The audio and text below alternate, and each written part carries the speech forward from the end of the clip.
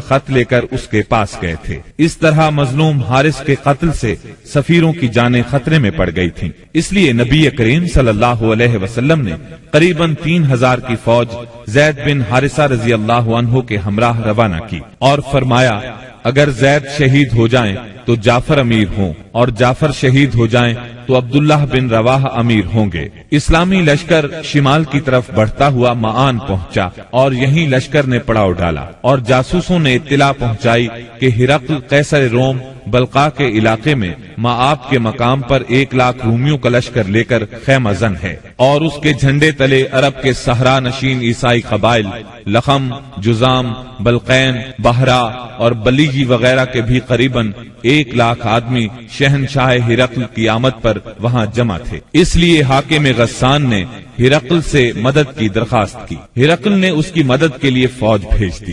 اس طرح مسلمانوں کے مقابلے میں اتنی بڑی فوج آ گئی۔ مسلمان صرف 3000 تھے اور دشمن 1,00,000 سے زیادہ۔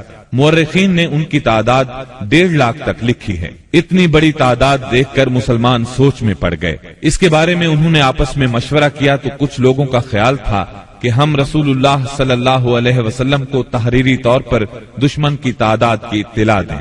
رسول اللہ صلی اللہ علیہ وسلم کی طرف سے مزید کمک ملے گی یا کوئی اور حکم ملے گا اور اس کی تعمیل کی جائے گی۔ لیکن سیدنا عبداللہ بن رواحہ رضی اللہ عنہ نے اس رائے کی مخالفت کرتے ہوئے مسلمانوں سے فرمایا ہم فتح اور شکست کے لیے نہیں، اللہ کی رضا کے لیے میدان میں آئے ہیں، لہٰذا فتح اور شکست سے بے نیاز ہو کر لڑو۔ انہوں نے یہ الفاظ کہہ کر لوگوں کو مزید گرما دیا۔ لوگوں، اللہ کی قسم، جس چیز سے آپ کترا رہے ہیں یہ تو وہی شہادت ہے جس کی طلب میں آپ لوگ نکلے ہیں۔ ہم تو محض اس دین کے بل پر لڑتے ہیں جس سے اللہ نے ہمیں مشرف کیا ہے، اس لیے آگے بڑھو، ہمیں 2 بھلائیوں میں سے ایک بھلائی ضرور حاصل ہوگی، ہم غالب آئیں گے یا شہادت سے سرفراز ہوں گے۔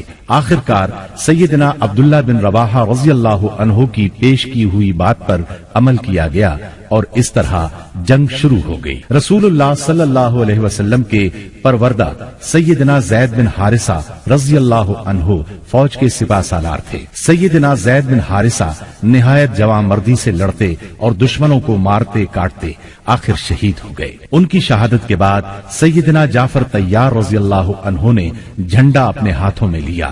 یہ نبی صلی اللہ علیہ وسلم کے چچا زاد سیدنا علی رضی اللہ عنہ کے سگے بھائی تھے۔ 33 سال کی عمر تھی، نہایت جواں مردی سے لڑے، جسم پر 90 سے زیادہ زخم کھا کر شہادت کا جام نوش کیا۔ ان کے بعد سیدنا عبداللہ بن رواحہ رضی اللہ عنہ نے علم ہاتھ میں لیا اور جنگ شروع